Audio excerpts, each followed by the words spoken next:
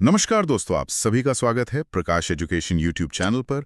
Video को like करें, channel को सब्सक्राइब करें और बेल आइकन दबाना ना भूलें। आज हम संविधान के भाग 10 के बारे में बात करने वाले हैं, जिसे समझना किसी भी स्टूडेंट के लिए सबसे जरूरी है। चलिए शुरू करते हैं बिना किसी देरी के। सोचिए, भारत का एक ऐसा हिस्सा जहां देश की संसद से पास हुआ कोई भी कानून सीधे तौर पर लागू ही नहीं होता। जहां फैसले लेने के लिए राज्य की पुलिस या अदालतें नहीं, बल्कि समुदायों के अपने पारंपरिक नियम चलते हों। बिल्कुल। मतलब सुनने में तो ये किसी अलग देश या किसी पुरानी सदी की बात लगती है ना? हाँ, लेकिन असल में ये हमारे ही वर्तमान संविधान का एक बहुत ही महत्वपूर्ण और अक्सर छिपा हुआ हिस्सा है। सही कहा आपने। तो आज के इस डीप डाइव में, या कहें इस गहन विश्लेषण में, हम संविधान के भाग 10 के पन्नों में उतरने वाले हैं, विशेष रूप से अनुच्छेद 244 और 244 ए। जी। आज का हमारा मिशन यह समझना है कि कैसे एक ही देश के भीतर मुख्य धारा के सख्त कानूनों के बजाय लचीलेपन और स्थानीय संवेदनशीलता की एक पूरी समानांतर दुनिया काम करती है। देखिए, ये एक ऐसा विषय है जो हमारी उस आम धारणा को एकदम तोड़ देता है कि कानून की नजर में सब एक हैं और सब पर एक ही डंडा चलना चाहिए। व्यवस्था को थोड़ा गहराई से पढ़ते हैं, वे जानते हैं कि इस हिस्से को अक्सर संविधान के भीतर एक लघु संविधान या मिनी कॉन्स्टिट्यूशन भी कहा जाता है। बिल्कुल, मिनी कॉन्स्टिट्यूशन। तो इसका मकसद देश के हाशिए पर रहने वाले जनजातीय समुदायों की विशिष्ट पहचान, उनकी संस्कृति और उनके सामाजिक ताने बाने को बचाना है।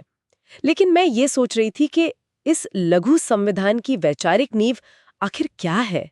मतलब हम एक ही देश में दो अलग अलग प्रणालियां क्यों चला रहे हैं? इस क्यों का जवाब हमें संविधान के अनुच्छेद 46 में मिलता है। अच्छा, अनुच्छेद 46। हाँ, ये अनुच्छेद राज्य को एक बहुत ही स्पष्ट निर्देश देता है।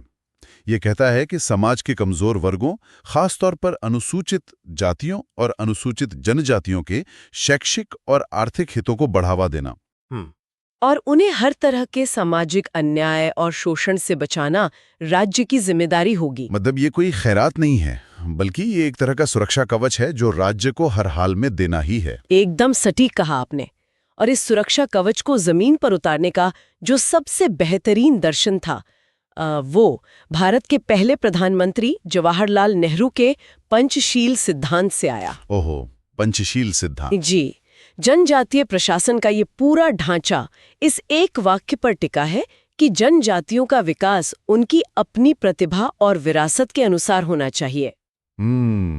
उनकी अपनी प्रतिभा और विरासत के अनुसार। मैं इस पे थोड़ा रुकना चाहता हूँ।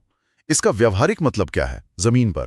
देखिए, इसका सीधा सा मतलब ये है कि आप अपनी विकास की परिभाषा उन पर नहीं थोप सकते। अच्छा। अगर उनके लिए विकास का मतलब उनके जल, जंगल और जमीन का संरक्षण है, तो आपको उसका अनिवार्य रूप से सम्मान करना होगा। बिल्कुल। आप वहां एक भारी भरकम प्रशासनिक मशीनरी नहीं लगा सकते और बाहरी लोगों का बेरोक-टोक दखल वहां प्रतिबंधित होना चाहिए, ताकि उनकी सदियों पुरानी जीवन शैली सुरक्षित रहे। तो चलिए इसे एक उदाहरण से समझते हैं। ये कुछ वैसा ही है जैसे किसी दुर्लभ जंगली पौधे को किसी दूसरे वातावरण में या किसी कंक्रीट के गमले में जबरदस्ती उगाने की कोशिश करना। सही बात है। इसके बजाय आप उसे उसी की मिट्टी और उसी के जंगल में फलने फूलने देते हैं। आप उसे किसी ऐसे हाईटेक ग्रीन हाउस में नहीं रखते जहां की हवा और पानी उसके लिए अजनबी हो। बिल्कुल नहीं। आप बस उसके आसपास एक बाड़ लगा देते हैं ताकि कोई बाहरी जानवर उसे नुकसान ना पहुंचाए। ये उपमा एकदम सटीक बैठती है। मतलब आप उस पौधे की जड़ों को मुख्य धारा के बगीचे में खींच कर लाने की कोशिश नहीं कर रहे हैं, आप बस वो बाड़ तैयार कर रहे हैं। हाँ। अब सवाल ये है कि ये बाड़ कहाँ लगेगी और कितनी ऊंची होगी। यहीं से हमारा प्रशासनिक विभाजन शुरू होता है, जिसे अनुच्छेद 244 के तहत 5वीं अनुसूची और 6ठी अनुसूची के रूप में जाना जाता है। तो ये महान विभाजन तय कैसे होता है? मेरा मतलब है, जमीन पर यह फैसला कौन करता है कि किस पौधे को किस तरह की बाड़ की जरूरत है? ये मुख्य रूप से 3 चीजों को देखकर तय किया जाता है। पहला, कि वहां की भौगोलिक स्थिति कैसी है। दूसरा, वहां जनजातीय आबादी कितनी सघन है। और तीसरा, उन समुदायों का बाहरी दुनिया के साथ सामाजिक राजनीतिक विकास किस तरह का हुआ है। तो अगर हम इन पैमानों पर मुख्य भूमि भारत यानी सेंट्रल और वेस्टर्न इंडिया को तौलें, जहां 5वीं अनुसूची लागू होती है, तो वहाँ की तस्वीर कैसी नजर आती है? देखिए, मुख्य भूमि भारत की स्थिति ऐसी है कि वहाँ की जनजातियां समय के साथ बहुसंख्यक गैर जनजातीय आबादी के साथ काफी हद तक घुल मिल गई हैं। मतलब उनका संपर्क रहा है। हाँ, उनका संपर्क बाहरी दुनिया से लगातार रहा है। इसलिए संविधान निर्माताओं ने तय किया कि यहाँ पूरा फोकस सिर्फ संरक्षण और प्रशासन पर होना चाहिए। अच्छा, यहाँ बाढ़ थोड़ी जालीदार है, जिससे संपर्क बना रहे लेकिन सुरक्षा भी हो। समझ गए। लेकिन जब हम इसी नजरिए से उत्तर पूर्व की तरफ देखते हैं तो वहां की कहानी एकदम अलग नजर आती है। बिल्कुल अलग। उत्तर पूर्वी भारत, जिसे छठी अनुसूची में रखा गया है, वहाँ के समुदाय मुख्य भूमि की आबादी से भौगोलिक और सांस्कृतिक रूप से एकदम अलग थलग रहे हैं। उनकी अपनी बहुत ही मजबूत पारंपरिक संस्थाएं हैं जो बिना किसी बाहरी संपर्क के सदियों से उनके समाज को चला रही हैं। तो उन्हें जालीदार बाड़ की नहीं, कुछ और ही चाहिए था। एकदम सही। इसलिए उन्हें सिर्फ संरक्षण की जरूरत नहीं थी, उन्हें गहन स्वायत्तता दी गई, डीप ऑटोनॉमी, यानी अपनी दुनिया खुद चलाने की आजादी। ये अंतर समझना बहुत जरूरी है। तो आइए पहले मुख्य भूमि यानी 5वीं अनुसूची की कार्यप्रणाली को थोड़ा गहराई से खंगालते हैं। जहां तक मुझे पता है इसमें असम, मेघालय, त्रिपुरा और मिजोरम को छोड़कर भारत के 10 राज्य शामिल हैं। हाँ, अगर हम नक्शे पर देखें तो ये एक बहुत बड़ा हिस्सा है। इसमें राजस्थान, गुजरात से लेकर मध्य प्रदेश, छत्तीसगढ़, झारखंड और उड़ीसा तक की पूरी बेल्ट आती है। और साथ ही महाराष्ट्र, आंध्र प्रदेश, तेलंगाना और हिमाचल प्रदेश के कुछ हिस्से भी इसमें शामिल हैं। रुकिए, ये तो बहुत बड़ा भूभाग हो गया। अब जमीन पर किसी इलाके पर उंगली रखकर ये कौन तय करेगा कि हाँ, आज से यह क्षेत्र अनुसूचित क्षेत्र कहलाएगा? ये सर्वोच्च शक्ति केवल भारत के राष्ट्रपति के पास है। अच्छा, सिर्फ राष्ट्रपति? जी, वे किसी भी क्षेत्र को अनुसूचित क्षेत्र घोषित कर सकते हैं, उसकी सीमाओं में बदलाव कर सकते हैं और अगर उन्हें लगे तो उसे इस श्रेणी से बाहर भी निकाल सकते हैं। लेकिन राष्ट्रपति यह फैसला हवा में तो नहीं ले सकते ना? क्या इसके पीछे कोई ठोस नियम है? बिल्कुल है। 1960 में एक बहुत ही महत्वपूर्ण आयोग बना था, ढेबर आयोग। ढेबर आयोग? हाँ, इस आयोग ने कुछ स्पष्ट मानदंड तय किए थे, जैसे कि क्या उस इलाके में जनजातीय आबादी की प्रधानता है, क्या वो क्षेत्र इतना सघन और बड़ा है कि उसे एक अलग प्रशासनिक इकाई माना जा सके, और क्या वो इलाका आर्थिक रूप से बहुत पिछड़ा हुआ है। इन्हीं पैमानों पर कसने के बाद ही राष्ट्रपति अपना फैसला लेते हैं। ठीक है, मान लीजिए राष्ट्रपति ने मुहर लगा दी, लेकिन रोजमर्रा का प्रशासन तो राज्य स्तर पर होता है। जी। तो क्या वहां के मुख्यमंत्री या राज्य सरकार के पास इन क्षेत्रों को चलाने की पूरी छूट होती है? यहीं पर 5वीं अनुसूची का सबसे बड़ा कानूनी मोड़ आता है। इन क्षेत्रों में राज्य सरकार की शक्तियां सीमित हो जाती हैं और राज्यपाल सिर्फ एक नाम मात्र का राज्य प्रमुख नहीं रह जाता। तो राज्यपाल क्या बन जाता है? यहाँ राज्यपाल एक संरक्षक यानी एक ढाल की भूमिका में आ जाता है। संरक्षक सुनने में तो बहुत प्रभावशाली लगता है, लेकिन कानूनी भाषा में इसके मायने क्या है? क्या राज्यपाल सच में मुख्यमंत्री के फैसलों को रोक सकता है? सिद्धांत रूप में हाँ, बिल्कुल। राज्यपाल को यहाँ एक बहुत ही विशेष विवेकाधीन विधायी शक्ति दी गई है। मान लीजिए संसद या राज्य की विधानसभा ने कोई नया कानून पास किया, तो ये राज्यपाल के हाथ में है कि वो एक अधिसूचना जारी करके ये कह दे कि ये कानून इस अनुसूचित क्षेत्र में लागू नहीं होगा। ओहो। या फिर ये कह दे कि ये कानून लागू तो होगा लेकिन इन विशेष बदलावों के साथ। मतलब राज्यपाल के पास वीटो जैसी पावर है। एक तरह से हाँ। और इसका सबसे बड़ा इस्तेमाल गैर आदिवासियों को जमीन बिकने से रोकने और खतरनाक साहूकारी प्रथा पर लगाम लगाने के लिए किया जाता है। और मैंने कहीं पढ़ा है कि इस काम में राज्यपाल की मदद के लिए एक परिषद भी होती है, जनजातीय सलाहकार परिषद या TAC, है ना? जी, ट्राइबल एडवाइजरी काउंसिल। ये एक अनिवार्य संस्था है। इसमें ज्यादा से ज्यादा 20 सदस्य होते हैं, जिनमें से 3/4 सदस्य उसी राज्य के चुने हुए ST विधायक होने चाहिए।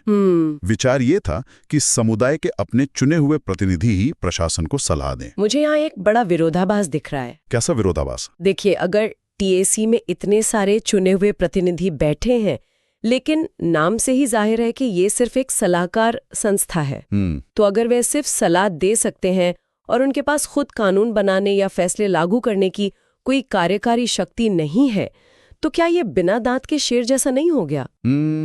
ये आलोचना दशकों तक होती रही। यह महसूस किया गया कि ऊपर से नीचे की तरफ आने वाला ये प्रशासनिक ढांचा आदिवासियों को असल मायनों में सशक्त नहीं कर रहा है। बिल्कुल। और इसी हताशा और कमी को दूर करने के लिए भारतीय इतिहास में एक बहुत बड़ा और क्रांतिकारी कदम उठाया गया, पेसा अधिनियम 1996। अच्छा, पेसा, पंचायत अनुसूचित क्षेत्रों तक विस्तार अधिनियम। मैं इसके बारे में गहराई से समझना चाहती हूँ। इसने ऐसा क्या बदल दिया जो टीएसी या राज्यपाल नहीं कर पा रहे थे? देखिए, पेसा ने सत्ता का केंद्र ही बदल दिया। 1992 में जब देश में पंचायती राज लागू हुआ ना, जो संविधान का भाग 9 है, हाँ। तो वो मूल रूप से इन अनुसूचित क्षेत्रों पर लागू नहीं किया गया था। क्यों? क्योंकि डर था कि आधुनिक पंचायतें इनकी पारंपरिक व्यवस्थाओं को खत्म कर देंगी। इसलिए पेसा ने एक बीच का रास्ता निकाला। उसने ग्राम सभा यानी गांव के हर वयस्क नागरिक की सभा को सबसे ताकतवर संस्था बना दिया। ओहो, तो अब असली ताकत किसी विधायक या मंत्री के पास नहीं, बल्कि सीधे गांव के लोगों के पास आ गई। एकदम सही। और ये ताकत सिर्फ कागजी नहीं थी। संसाधन प्रबंधन का ही उदाहरण लेते हैं। पेसा ने ग्राम सभाओं को लघु वनोपज पर पूर्ण स्वामित्व दे दिया। लघु वनोपज मतलब लकड़ी छोड़कर बाकी सब, जैसे शहद, बांस, तेंदुपत्ता, महुआ। हाँ, बिल्कुल। आदिवासियों की पूरी आजीविका इन्हीं पर टिकी होती है। पहले इस पर वन विभाग का कब्जा होता था, लेकिन पेसा ने कहा कि इस पर और स्थानीय जल निकायों और लघु खनिजों पर सिर्फ ग्राम सभा का हक होगा। ये तो सच में जमीनी स्तर का लोकतंत्र है। लेकिन एक बात बताइए, जब बात बड़ी खदानों या जमीन अधिग्रहण की आती है तब क्या होता है? क्या ग्राम सभा किसी बड़े प्रोजेक्ट को रोक सकती है? यहाँ पेसा ने एक बहुत बड़ा कानूनी नियम तय किया, अनिवार्य परामर्श। अच्छा। किसी भी विकास परियोजना या भूमि अधिग्रहण से पहले सरकार या कंपनी को ग्राम सभा से परामर्श करना कानूनी रूप से अनिवार्य कर दिया गया। इसके अलावा गांव के बाजार चलाना, नशीले पदार्थों की बिक्री को रोकना, ये सब ग्राम सभा के हाथ में दे दिया गया। तो मुख्य भूमि में तो हमने देख लिया कि कैसे पैसा के जरिए ग्राम सभाएं काम कर रही हैं। लेकिन अब अगर हम अपना रुख उत्तर पूर्व की तरफ करें, असम, मेघालय, त्रिपुरा और मिजोरम यानी AMTM की तरफ, तो मुझे लगता है कि वहां की कहानी सिर्फ ग्राम सभाओं तक सीमित नहीं है। वहां का तंत्र छठी अनुसूची के तहत काम करता है। छठी अनुसूची की दुनिया 5वीं अनुसूची से एकदम अलग है। अगर 5वीं अनुसूची एक सुरक्षात्मक ढाल है, तो छठी अनुसूची को आप राज्य के भीतर एक राज्य या लघु राज्य की अवधारणा कह सकते हैं। लघु राज्य? हाँ, मिनी स्टेट। यहाँ स्वायत्तता का स्तर इतना गहरा है जिसकी कल्पना मुख्य भूमि में नहीं की जा सकती, पर लागू हो ही नहीं सकता। मतलब सच में? जी। जब तक राज्यपाल या राष्ट्रपति विशेष रूप से इसकी अनुमति न दें, तब तक वो कानून वहां बेअसर रहता है। तो अगर बाहरी कानून लागू नहीं हो रहे हैं, तो समाज को चलाने के लिए रोजमर्रा के कानून बनाता कौन है? यहीं से जन्म होता है स्वायत्त जिला परिषदों या ADCs का, ऑटोनोमस डिस्ट्रिक्ट काउंसिल्स। ये कोई सलाहकार समितियां नहीं है, ये अपनी खुद की एक मिनी संसद की तरह काम करती हैं। अच्छा, तो इनकी संरचना कैसी होती है? क्या ये भी अधिकारियों से भरी होती हैं? नहीं, इनकी ताकत इनके लोकतांत्रिक होने में है। एक ADC में अधिकतम 30 सदस्य होते हैं। इनमें से 26 सदस्य स्थानीय लोगों द्वारा सीधे वोट डालकर 5 साल के लिए चुने जाते हैं और केवल 4 राज्यपाल द्वारा नामित होते हैं। इसका मतलब यह है कि दिल्ली या राज्य की राजधानी में बैठे नेता नहीं, बल्कि उसी जमीन के लोग अपने समुदाय के लिए नियम तय करते हैं। बिल्कुल। और ये नियम किन विषयों पर हो सकते हैं? इनके पास असली विधायी शक्तियां हैं। ये परिषदें जमीन का आवंटन कैसे होगा, जंगलों का प्रबंधन कैसे होगा, झूम खेती कैसे की जाएगी, इस पर कानून बना सकती हैं। और सबसे अहम बात, वे सामाजिक रीति रिवाजों जैसे विवाह, तलाक, संपत्ति की विरासत पर अपने स्वतंत्र कानून बना सकती हैं, जिन्हें कोई बाहरी अदालत आसानी से चुनौती नहीं दे सकती। आपने अदालत का जिक्र किया। अगर गांव में कोई विवाद हो जाए, तो क्या वे पुलिस या राज्य की अदालतों में जाते हैं? देखिए, ज्यादातर मामलों में नहीं जाते। छठी अनुसूची ने इन परिषदों को न्यायिक स्वायत्तता भी दी है। वे अपने स्वयं के ग्राम न्यायालय बना सकते हैं। ओहो। जनजातियों के बीच के आपसी विवाद वे अपने पारंपरिक तरीकों से वहीं सुलझा लेते हैं। हाँ। और अगर हम वित्तीय ताकत की बात करें, तो आज जो 10 परिषदें काम कर रही हैं, उनके पास जमीन का राजस्व वसूलने और स्थानीय बाजारों और गाड़ियों पर अपना अलग टैक्स लगाने का अधिकार है।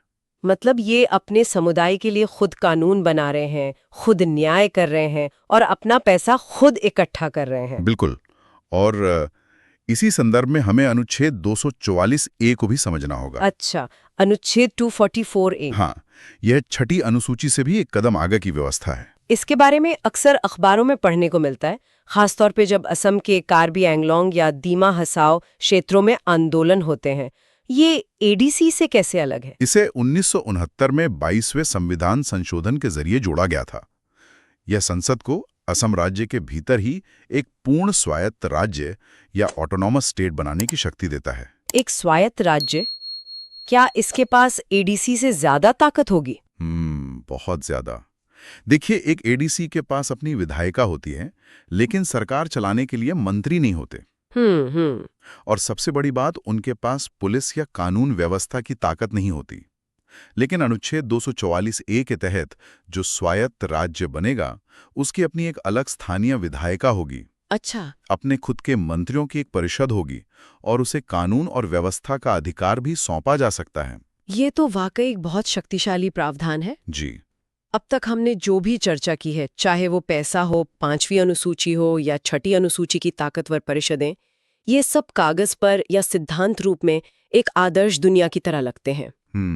लेकिन जमीन पर, जहां असली राजनीति और कॉरपोरेट हित टकराते हैं, क्या ये व्यवस्थाएं वाकई इतनी कारगर हैं? यहीं पर हमें तस्वीर के दूसरे थोड़े स्याह पहलू को देखना होगा।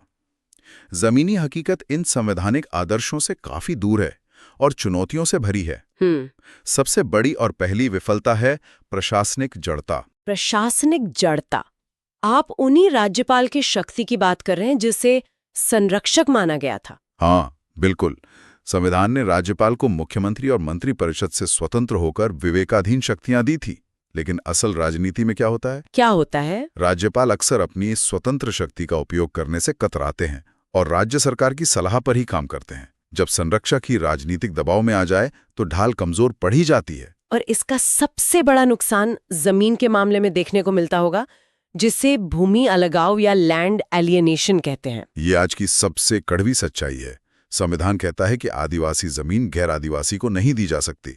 पेशा कहता है कि ग्राम सभा से पूछना होगा। हाँ। लेकिन फिर एक कानूनी पेच आता है, सार्वजनिक उद्देश्य या पब्लिक पर्पस। मतलब अगर जमीन पर आदिवासियों का हक है, तो बाहर की कोई कंपनी आके जमीन कैसे ले सकती है? सहमति नहीं मानता। ओहो, मतलब सिर्फ बता देते हैं? बिल्कुल। वे बस एक रजिस्टर पर अंगूठे लगवा लेते हैं कि हमने आपको बता दिया है, और जमीन का बड़े पैमाने पर अधिग्रहण हो जाता है। ये तो कानून की आत्मा को ही खत्म करने वाली बात है। और क्या संस्थागत स्तर पर भी कोई टकराव होता है इन इलाकों में? बहुत गहरा टकराव होता है, विशेषकर उत्तर पूर्व में, जिसे संस्थागत संघर्ष कहा जाता है। ये टकराव किनके बीच है? एक तरफ हैं सदियों पुराने कबीले के पारंपरिक सरदार या मुखिया, जिनकी सत्ता पीढ़ी दर पीढ़ी चलती आ रही है, और दूसरी तरफ हैं चुनाव जीतकर आए आधुनिक एडीसीज के नेता। अब सोचिए, एक गांव में एक पारंपरिक मुखिया है जिसे लोग सम्मान देते हैं, और वहीं 25 साल का एक नया लड़का परिषद का चुनाव जीतकर आ जाता है, जिसके पास कानूनी और वित्तीय ताकत है। हाँ, तो क्लैश तो होगा ही। बिल्कुल। इन दोनों के बीच इस बात को लेकर जबरदस्त सत्ता का संघर्ष होता है कि समुदाय का सच्चा प्रतिनिधि आखिर है कौन। ये बहुत ही दिलचस्प पॉइंट है। हम अक्सर मान लेते हैं कि स्वायत्तता देने से सब ठीक हो जाएगा, लेकिन अंदरूनी राजनीति भी एक बड़ी चुनौती है। और मुख्य भूमि में जो टीएसी है, उसका क्या हाल है? 5वीं अनुसूची में टीएसी की स्थिति और भी निराशाजनक है। उनकी बैठकें सालों साल नहीं होती, और अगर वे गलती से कोई सिफारिश दे भी दें तो राज्य सरकारें उन्हें आसानी से नजरअंदाज कर देती हैं। ये एक बहुत ही जटिल स्थिति है। एक तरफ हमारे पास दुनिया के कुछ सबसे प्रगतिशील कानून हैं जो समुदायों को उनके प्राकृतिक संसाधनों पे अधिकार देते हैं, और दूसरी तरफ जमीन पर इनका क्रियान्वयन बहुत कमजोर है। जी। जो लोग इस चर्चा को सुन रहे हैं वो शायद सोचें कि ये सारी बातें तो दूर दराज के इलाकों की हैं। ये विषय आज राष्ट्रीय विमर्श में इतना महत्वपूर्ण क्यों है? क्योंकि ये अतीत का कोई बंद अध्याय नहीं है, ये आज के भारत को आकार दे रहा है। अगर आप समाचारों पर नजर रखती हैं तो लद्दाख का उदाहरण आपके सामने है। हाँ, जब से अनुच्छेद 370 हटा है, लद्दाख में लगातार प्रदर्शन हो रहे हैं। और उनकी मुख्य मांग क्या है? लद्दाख की लगभग 97% आबादी जनजातीय है। वे देख रहे हैं कि उनका पारिस्थितिकी तंत्र बहुत नाजुक है। उन्हें डर है कि भारी लोगों के आने से उनकी जमीन, नौकरियां और विशिष्ट संस्कृति खतरे में पड़ जाएगी। इसलिए वे मांग कर रहे हैं कि उन्हें भी 6ठी अनुसूची में शामिल किया जाए। अच्छा। वे उसी लघु राज्य और स्वशासन की मांग कर रहे हैं जो उत्तर पूर्व के समुदायों को मिला हुआ है। ये साबित करता है कि इतने सालों बाद भी 6ठी अनुसूची लोगों के लिए सुरक्षा का सबसे बड़ा प्रतीक है। क्या सरकार भी इन परिषदों में कोई सुधार करने की सोच रही है? बिल्कुल सोच रही है। 125वें संविधान संशोधन के जरिए एक बहुत बड़ा बदलाव प्रस्तावित है। सरकार इन स्वायत्त परिषदों और ग्राम सभाओं को राज्य सरकारों के चुंगल से मुक्त करने के लिए सीधा वित्तपोषण या डायरेक्ट फंडिंग देने पर विचार कर रही है। Direct funding. हाँ, ताकि विकास का पैसा राज्यों की राजधानी में ना अटक जाए, बल्कि सीधे गांव तक पहुंचे। एक सवाल जो अक्सर मुख्यधारा की राजनीति में उठता है, जब हम किसी क्षेत्र को इतनी ज्यादा स्वायत्तता देते हैं, अपने खुद के कानून बनाने की छूट देते हैं, तो क्या इससे देश के टुकड़े होने का खतरा नहीं बढ़ता? ये एक बहुत ही स्वाभाविक डर है, लेकिन अगर हम बड़े परिप्रेक्ष्य में देखें तो ये धारणा गलत साबित होती है। स्वायत्तता का मकसद अलगाववाद नहीं है, बल्कि यह राष्ट्र निर्माण का एक बहुत ही परिपक्व तरीका है। वो कैसे? देखिए, जब आप हाशिए पर रहने वाले एक छोटे से समुदाय से कहते हैं कि हम आपकी संस्कृति का सम्मान करते हैं, आप अपने विकास का रास्ता खुद चुनिए, तो उनके मन से असुरक्षा खत्म हो जाती है। और सुरक्षित महसूस करने वाला समुदाय राष्ट्र की मुख्य धारा से कहीं अधिक मजबूती से जुड़ता है। ये बहुत ही गहरा और सकारात्मक नजरिया है। तो अगर हम आज के इस पूरे विश्लेषण का निचोड़ निकालें, तो बात यहाँ आकर टिकती है कि भारतीय संविधान के भाग 10 की असली सफलता केवल इन जटिल कानूनी पन्नों, अनुसूचियों और स्वायत्त परिषदों की इमारतों में नहीं है। जी, इसकी असली सफलता जनजातीय समुदायों के जल, जंगल और जमीन के उस अटूट और पवित्र रिश्ते को सुरक्षित करने में निहित है, जो पीढ़ियों से चला आ रहा है। एकदम सही। जब तक वो रिश्ता, वो जमीन और वो जंगल सुरक्षित है, तब तक इस लघु संविधान की आत्मा सुरक्षित है। लेकिन आज की इस चर्चा को समेटने से पहले एक नया विचार सोचने वाली बात है। एक ऐसी कड़वी सच्चाई जिस पर शायद उस समय संविधान निर्माताओं ने ध्यान नहीं दिया होगा, लेकिन आज वो हमारे दरवाजे पर खड़ी है। आज हमने गहराई से देखा कि ये पूरा का पूरा ताना बाना, चाहे वो पेसा कानून हो, 5वीं अनुसूची हो या 6ठी अनुसूची के अधिकार हो, सब कुछ जमीन, जंगल और स्थानीय प्राकृतिक संसाधनों के इर्द गिर्द बुना गया है। बिल्कुल। ये सारे कानून इस बात को सच मानकर चलते हैं कि जंगल हमेशा वहीं रहेंगे, नदियां अपने पुराने रास्तों पर वैसी ही बहेंगे। लेकिन जरा सोचिए, जिस तेजी से आज जलवायु परिवर्तन हो रहा है, मौसम के चक्र बिगड़ रहे हैं और ये सदियों पुराने पारिस्थितिक तंत्र हमेशा के लिए बदल रहे हैं। जब ये जंगल सूख जाएंगे, जब वो पहाड़ और नदियां ही अपने मूल रूप में नहीं बचेंगे, जब वो जमीन ही बंजर हो जाएगी जिसे बचाने के लिए सारे कानून बने थे, तो क्या होगा? वही तो क्या सिर्फ ये संवैधानिक कागजात, ये ग्राम सभाएं और परिषदें इन समुदायों की उस अनूठी संस्कृति को बचा पाएंगी जो पूरी तरह प्रकृति की सांसों पर निर्भर है? इस पर विचार जरूर कीजिएगा। हमारे इस गहन विश्लेषण में हमारे साथ जुड़ने के लिए बहुत बहुत धन्यवाद। हम ऐसे ही किसी और दिलचस्प विषय की गहराई में फिर उतरेंगे।